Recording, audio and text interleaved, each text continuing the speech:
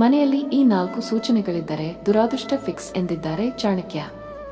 ಆಚಾರ್ಯ ಚಾಣಕ್ಯರು ತಮ್ಮ ನೀತಿಯಲ್ಲಿ ನಾವು ದುರಾದೃಷ್ಟಕ್ಕೆ ಒಳಗಾಗುವ ಮುನ್ನ ಅಥವಾ ದುರಾದೃಷ್ಟವಂತರಾಗುವ ಮುನ್ನ ನಮ್ಮ ಮನೆಯಲ್ಲಿ ಕೆಲವೊಂದು ಸೂಚನೆಗಳು ಕಾಣಿಸಿಕೊಳ್ಳುತ್ತವೆ. ಚಾಣಕ್ಯರ ಪ್ರಕಾರ ಆ ಸೂಚನೆಗಳು ಯಾವುವು? ಮನೆಯಲ್ಲಿ ಇವುಗಳು ಕಾಣಿಸಿಕೊಂಡರೆ ದುರಾದೃಷ್ಟ. 1. ಸಂಕಟದಲ್ಲಿ ಹೆಚ್ಚಳ.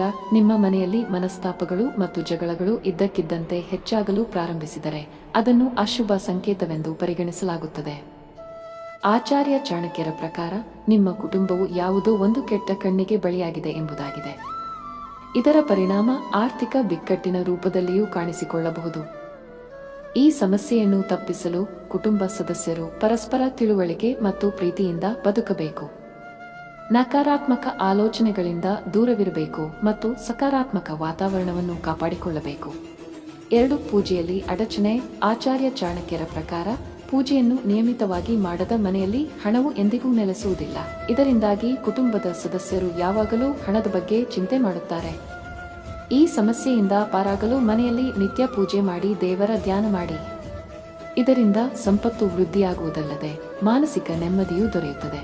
3. ಹಿರಿಯರಿಗೆ ಅಗೌರವ ತೋರುವುದು.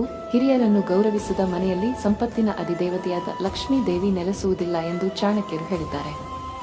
ಈ ತಪ್ಪನ್ನು ಮಾಡುವುದರಿಂದ ನಿಮ್ಮ ಸಂಸಾರದಲ್ಲಿ ಸುಖ ನಾಶವಾಗುವುದು.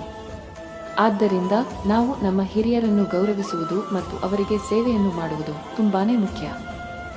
ಇದು ಮನೆಯ ವಾತಾವರಣವನ್ನು ಧನಾತ್ಮಕವಾಗಿ ಇಡುವುದಲ್ಲದೆ ಲಕ್ಷ್ಮೀ ದೇವಿಯ ಆಶೀರ್ವಾದವನ್ನು ಸಹ ನಿಮ್ಮ ಮೇಲೆ ಇರುವಂತೆ ಮಾಡುತ್ತದೆ. 4. ಗಾಜು ಒಡೆಯುವುದು. ಚಾಣಕ್ಯರ ಪ್ರಕಾರ ನಿಮ್ಮ ಮನೆಯಲ್ಲಿ ಪದೇ ಪದೇ ಗಾಜು ಒಡೆಯುತ್ತಿದ್ದರೆ ಅದನ್ನು ನಿರ್ಲಕ್ಷಿಸಬೇಡಿ.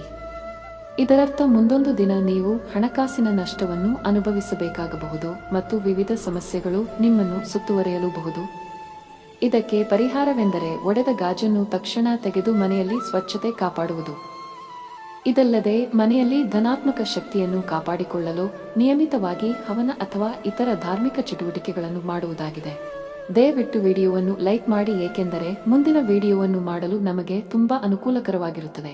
ನನ್ನ ಚಾನೆಲ್ ಚಂದಾದಾರರಾಗಿ ನಾವು ನಿಮಗಾಗಿ ಹೊಸ ಸಲಹೆಗಳನ್ನು ತರುತ್ತೇವೆ.